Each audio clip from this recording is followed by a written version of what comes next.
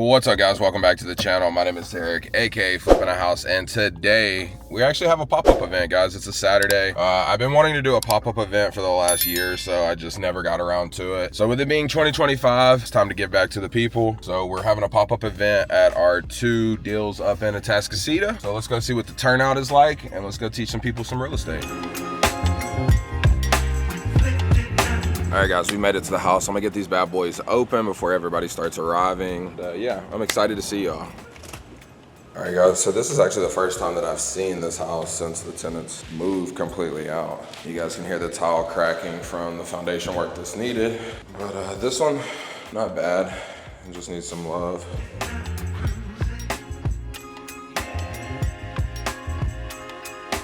All right, so far we have 2 people here. Right before 10 o'clock, so there will be more. Like I said, we had 65 people sign up. Typically when I do events or anytime you're throwing an event, about 30 to 50% of those people are going to show up. So I'm always interested to see out of 65, we'll see how many people show up. Got to get some energy though to get ready. Distracting me from what I want to do. Go in there, log out at 5 o'clock. Yeah. And then focus on what I want to do. Sometimes that's nice too, though. Like if I got to clock out, like that's Yeah. But freedom as well too. It's a double-edged sword. It's like the California thing, right? Everything comes with a cost. Right. But no, I can imagine, man. I never did good with structure and authority, we'll say. So I get it, 110%. Politics. There's a lot of politics. Yeah. It's like people that think they're moving up and they're not, so they'll snitch on you for every little thing and just ass kissing. That ass kissing is really like I'm not that. It's not in my case. I'm not gonna ask. Yeah. I'm not gonna ask as a director just to try to move up. That's not me. Yeah. The fake relationships and shit like that. I got you. So what do you do? I'm a lactation. Okay. Oh, okay. Gotcha. Yeah, we spoke a couple times. Okay. Nice. I know you stay busy in Houston. Yeah. Yeah. I'm trying to get my money to work for me. I'm always curious how people find me. So YouTube is like the hardest. But I watch a lot of YouTube. So I feel like most of our generation does. It's just a lot better, I feel like, than bullshit TV. It's authentic. No, it'll be good. It's gonna be, I don't know how many people, 65 registered, typically 30 to 50% show up. So it'll be 20 to 30 people, but it'll be a good mix of people.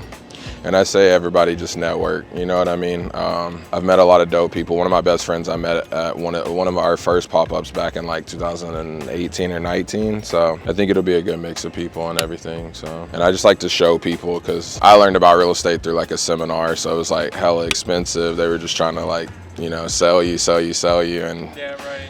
what you got was not worth the 50,000 that they were trying to, sell you. Back in college, I did one, and now that I look, like, it's just funny to like look back and laugh. But my roommate got me into one, and I was like sold because we were in college, and it was like an energy drink, but it would glow in the dark, right? Which now you're like, that's probably not safe, right? And so I remember we had an event, and it was really just a big ass party. We didn't sell anything. Everybody just got drunk, and I was like, we just wasted like $600 at this party, and we didn't sell anything. But I don't think the energy drink was safe, and Lord knows what repercussions I'm gonna have down the road from drinking that shit. But it looked like something out of The Simpsons. All the bedrooms are upstairs. Typically, if I'm buying a house, I want at least the master downstairs. That's just a personal preference. And as somebody who has kids, I want my kids to be away from me. And I think about teenage years and them sneaking out. I need it to be as hard as possible, right? But there's 3 bedrooms upstairs. Feel free to take a look. You can see how these tenants have been here for 10 years. So, I mean, it's rough, right? Yeah, I think, we watch these shows and we see flipping as this glamorous thing. And, it's one of the reasons I wanted to make content, is to show people the reality.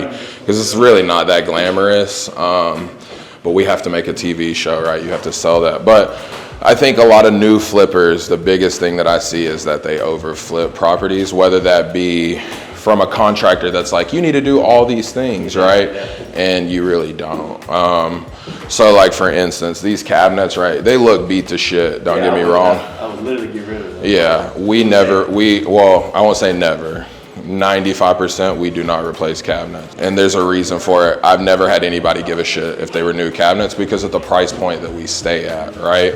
And so even though those cabinets look rough, it's probably rotted out underneath from water drainage and stuff. I'll send my carpenter to clean those up. We'll do new fixtures like handles, cabinet pulls. But once you clean them up, prime them, repaint it, the person that buys this home is not going to give two shits. I've never had somebody be like, oh, these aren't closed soft cabinets, I'm not buying it. Right, yeah. Yeah, it could happen, but yeah. So, like, you can change that the format? Yeah, so everybody's here now. So originally when I bought the houses, so like I told you, it's worth $220, $230. I ended up getting each home for $120. My thought process, because I'm a lazy flipper, is I wanted to resell them as is for like $150, just make a quick little like $25. I tried doing that, it didn't work. I'm gonna re-blast them this week just to see if I can get anybody before my guys get in here. But if not, I'm just gonna do a light rehab, probably like $25K. I'm gonna keep these tile floors, we'll repaint it. I'll do new light fixtures. We'll add some can lights, clean this off, scrape this popcorn trash. And if I was gonna fully flip it, I would demo this floor, but once again, this price point, it's not gonna matter. So 120, we'll probably put 25 into it. We'll just say 30 to be safe, 150. And then honestly, like it's worth 220, 225, but given this market, I'm gonna try to list like 215, probably go under contract 210. Agent commissions, stuff like that.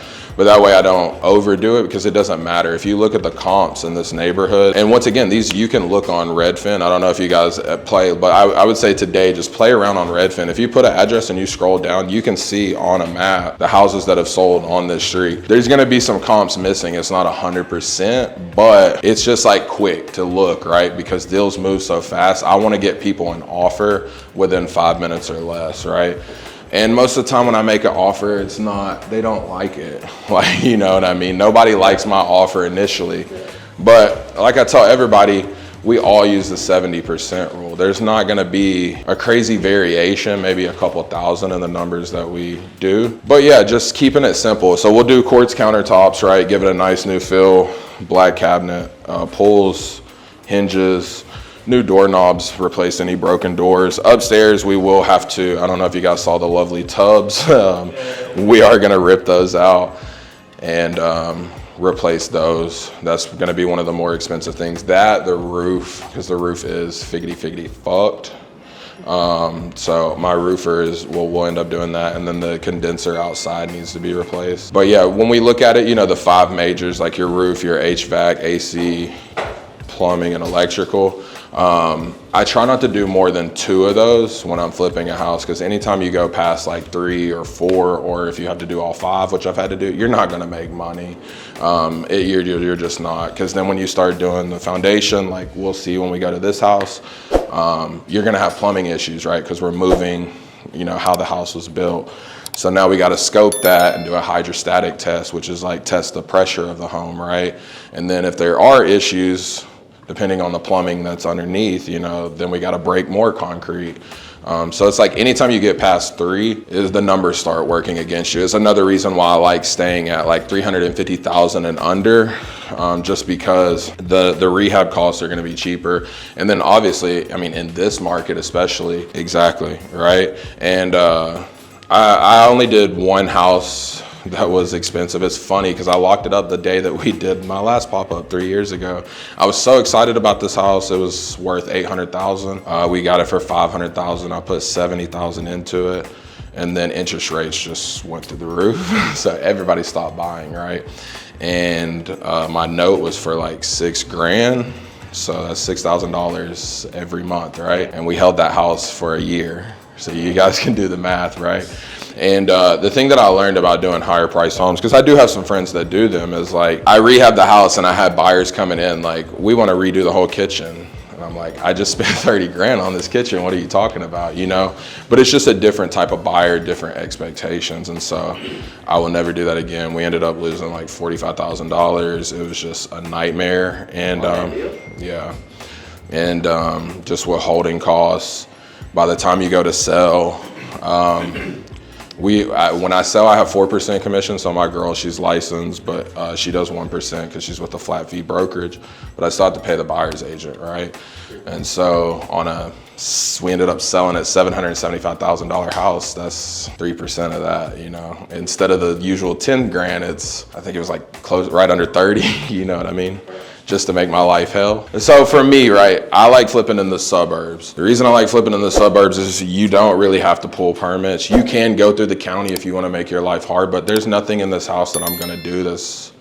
I'm not adding, you know, a bathroom and stuff like that. And even when I do, right, that's at your own discretion, right? I live my life as I don't create problems that aren't there, but, you know, be smart about what you do. If you're adding She said he used to strip you, right? Yeah, like I have, yeah. Red tagging and stuff. Yeah, and I've been red tagged. And the thing about it is when you get red tagged, right, is they just come out and tell you what you need to do. Yeah. Right? So it's not, I know people get scared and they're like, oh my God, I got red tagged. If you have a good contractor, I'm just like, hey, and they're like, it's this much for the permit, right?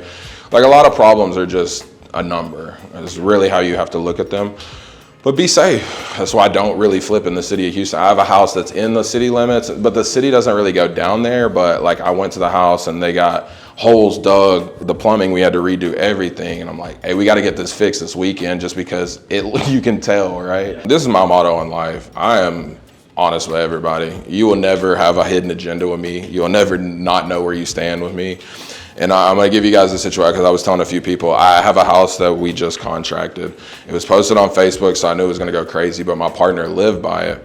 And there was like 15 investors there and all this shit, right? But when you're dealing with somebody, even if you're wholesaling, right, and they ask you, are you wholesaling my house? I'm not sure yet, but I can tell you that I may or may not be the buyer, right? And sometimes, like, if the deal, we're not sure about the numbers, hey, I don't know if we'll be able to close this, but I have some buddies that really like this, right? And they may be able to buy it. But I'm always honest because I feel like if you take that out up front, there's no surprises, right? So with this lady, she's an agent. It's her parents' house, ironically. So I just, like, we have landmines, which I can talk about, and things that, like, I send them, like, hey, these people are going to wholesale your house. Like, it's dog eat dog when it comes to getting a deal because I know I'm buying it. But she's like, Derek, are you wholesaling my house? I saw you made these posts in these Facebook groups. And I'm like, oh, this house? Yeah, the seller knew I was wholesaling it, right? Derek, are you going to file a memo on my house? If we signed a legally binding contract, yes, I have every right to file a memo on your house because there's no reason you should back out of the contract, right? You know what I mean? But she ended up accepting our offer because she was like, Derek, I have an offer for $180,000. What should I do? You should take that offer because I'm not going to be able to pay that. She's a real estate agent? She's an agent. And so she ended up accepting our offer, but she was like, you're just so transparent. I know you'll get the deal done. But if I try to tiptoe and lie, like, people know when you're lying. They can feel that.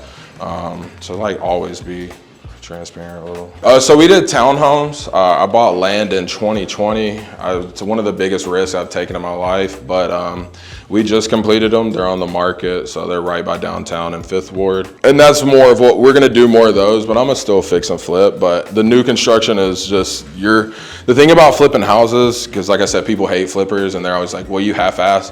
When you buy a 1970s home, who said that home was even built correctly in the first place, right? So not only are you flipping the problem, now you're finding like, we did a house that was built in 1960.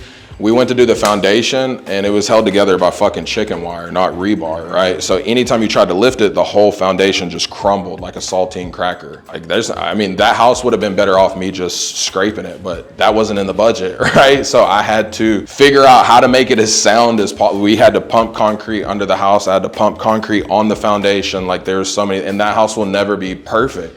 You know, but that's why I try to say 1970 or newer, you know, because that seems to be like, when most of the homes started getting built in Houston was like 1970 to 1990. And then also like criteria for building change, you know what I mean? We're putting rebar, houses are built more solid. Like a lot of these older homes, like my house in Katy, bro, like it's probably more solid than a lot of the new builds, but they're not all like that, right? The other day I talked to my buddy and there was some land, it was already a slab, the house burnt down. And I was like, this should be, we could build something here. And he's like, no, buyer's gonna be like, that house burnt down. Like, you think that would be a factor? No. No, I didn't think so either. Everybody is, sometimes I think we think about houses from like, we're gonna live there or our family. And then also, has that person ever flipped a house? No. A lot of times in life, we take advice from people we shouldn't be taking advice from. Right. People are not where you want to be. Contractor. Right? Yeah. And we know it, right? It's typically family members. And I don't think that they do it from a place of like malice intent or anything like that. They just want what's best for us, but what's best for them is not always what's best for us. But we can go take a look at the other house across the street and talk about like some of the things that we're gonna do. What's good, my man? You doing all right? Doing good. No, I texted you before. I did my first flip, I think it was 2022. This is my brother-in-law, by the way. Oh, nice. What's up, man? You look mad familiar. I'm pretty sure I've met you before. Nah, You don't think so? I don't know. Maybe. maybe not. I was gonna ask you, what year did you start doing flips? 2019. Yeah. All right. So as you guys can see, we have foundation issues in here. This house is a little bit nicer. It was an older Hispanic family that lived here, so I just feel like they took better care of it. But it's still rough. You guys can take a look. The restrooms, the master. So we talked about the last house, like 4th bedroom. So I don't know if you guys noticed when we came in through there, there's this weird little room right back here. It's actually this little nook or whatever. So what I'm gonna do is I'm actually gonna add a door here and close that wall, and that'll be our 4th bedroom. And it's a little weird, it's small, right? But once again, it's gonna add value. And like if people have small kids, like that's an extra room or nursery or whatever it may be. And then major wise, foundation and probably AC. Like we'll tune it up, but I mean, you got the AC's on. It's probably not turned down, but it's actually on right now. Yeah, so if you guys haven't heard, so I went to a Rich Dad seminar in 2015. I went in, it was February of 2015. I didn't take action until December. So I studied, I was on Bigger Pockets, I was like motivated, probably where a lot of you guys are, right? We're jazzed up, we're excited, we're ready to do deals, never took action. So one day my girl was just not in a good mood, you know what I'm saying? And she was just like, hey, look, I need you to take action or just shut the fuck up about real estate. I'm gonna be real with you. But we need that kick sometimes. The next day I sent out letters. 2 weeks later, I had to leave the house in Katy that I just told you guys about. And then after that, once I didn't get that house, obviously, but once that happened and I saw, like, it made it real, right? Because I did what they said. I sent the letters, I got a lead, and I went to the house, I made an offer, it just didn't work out. I was like, if I could do this more often. And then so in January of 2016, I committed. I was like, every day that I'm not at my job, I'm gonna do something on this business. So I would cold call agents, I would send letters, I didn't know what I was doing. I went on probably 25 appointments from January to December. On my 24th birthday, I got my first contract, like literally that day. And the week before it, I almost quit. I broke down crying in my because I was about to go to U of H. I just got my associate's degree. I was like, I've been doing this for 6 months. Like, I'm a failure, like this not working. And once again, my girl was like, just give it another week. And literally 7 days, I got my first deal. It's just how the universe works. Sometimes we get tested to see how bad we want shit. And I still get tested. I'm 9 years deep, and the last 2 years has made a man. It's made a man out of me, I'll tell you.